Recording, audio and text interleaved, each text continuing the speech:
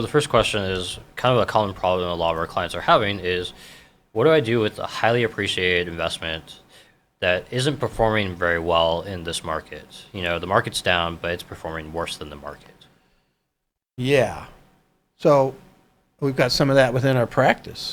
People that have individual stocks, they work at a company here, a tech company, and so they're doing worse than the market, but they still have huge gains.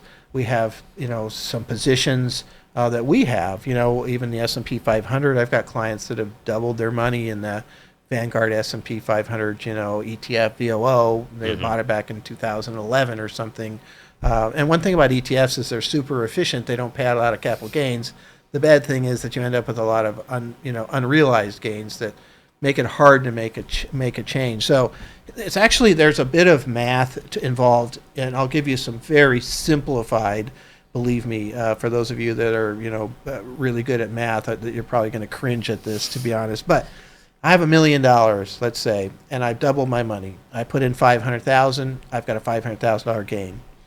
It's not doing well, right? And maybe it was worth a lot more before, but I'm tempted to sell it just because it's doing so much worse than the market. But I have a $500,000 gain, and that can create all kinds of problems in terms of what tax bracket I'm going to get into. But the way it works for capital gains is sort of a flat tax. The brackets are pretty wide. I'm probably going to pay 15 or 20%, right? Probably closer to 20% on a $500,000 gain, but nonetheless. Plus, if you have a state that taxes capital gains, like we do here in California, they just consider it ordinary income. So you can get all the way up into a 13% bracket here in California without too much effort. So let's just say I have to pay 30% in tax. So I have $500,000 gain, 30% in tax. I have to pay $150,000 in tax, right? And so, that's a big difference. Right now, I had $1 million. I sold it. I have to pay $150,000 in tax. I now have $850,000. Yep. Right. So I have to think about that and say, okay, that's down 15% guaranteed if I sell it. Now, if I sell it and it actually drops 30%, that was perfect. I'm glad I sold it because I'm down 15. Right. Yep. Again, you dropped some because you still held, potentially something, but let's say you sold it all. And having said that, how many things drop 15%? So when we look at, say, the Vanguard S&P 500 index, and you'd say, okay, in order for me to break even here, this has to drop at least 15%. I'd hold on to it. Yeah. Because that's not very common. I'm looking at NVIDIA or some other stock, right, that has the potential to drop or jump 15% in like a week. Well, okay, maybe, but I'd have to really have some conviction that this might happen, right? And that's what makes it so difficult. It's why it's probably better in a lot of cases like that to buy and hold. So you'd want to do the calculation. How much is the gain? If I lost 30% of that gain, just again, using an easy number, it might be less, but then how much would my holding have to drop before I'd get to break even? So if it has to drop 2 or 3%, okay, I might do that, right? Because that probably happens or could happen. You still have to get back into something in order for that to work, which isn't easy. But if it, is going to drop a significant amount based on the tax payments, okay, so that's the first part. You need to kind of calculate, what you're going to lose, what your break-even point's going to be, and then, what is the likelihood for this particular security to move that much, right? All right, so there's that. The other option is to kind of hedge the position. So let's say I have $1 million in Apple. I paid $500,000 for it. I don't want to sell it. Yes, it could drop 15%, but I don't want to pay the tax.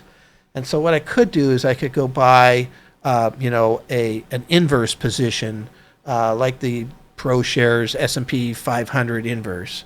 And actually, if it's Apple, I might want to buy the ProShares NASDAQ 100 inverse, which Apple's a part of. They call that the QQQ, and this goes the opposite direction of that.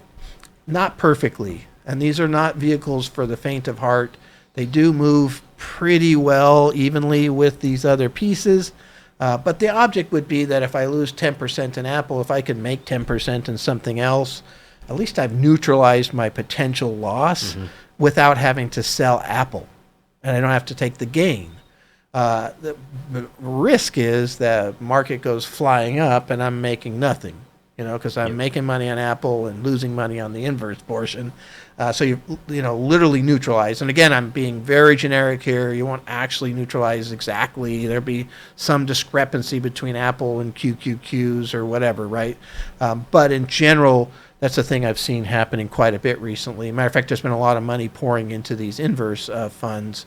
And I think that's a way, if you have a highly appreciated asset, at least to look at as far as that goes. And again, not everybody has that extra money sitting over there someplace that they want to do this with. But do people ever say, hey, I can't sell everything, but let's sell 10% or 20% of this holding? That's and right. so you sort of trim it, but you don't get rid of it completely. Yeah, and especially if you're looking at, your tax brackets and the capital gains levels. So, hey, I can stay within this 15% level if I only sell 10%, so that's going to save me some taxes. And, yes, exactly right. So kind of paring back a chunk of what you've got in there just to capture some gain, right, while you have it, assuming it does go down some more. So, yeah, that would be the kind of the middle ground between those two. So it's a really good question. It's something that comes up a lot. We see it constantly within our practice, within the holdings that even we have purchased for clients.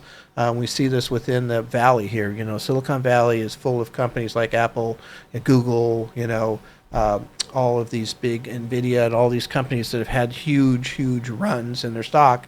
And if you work there, you're getting a discount, and a lot of times in the way that these programs work, so you can have an even bigger gain as far as that goes. So there's a couple strategies to take a look at on how to try to hedge that. It's not easy, but it's a good problem to have. Yeah, still a problem.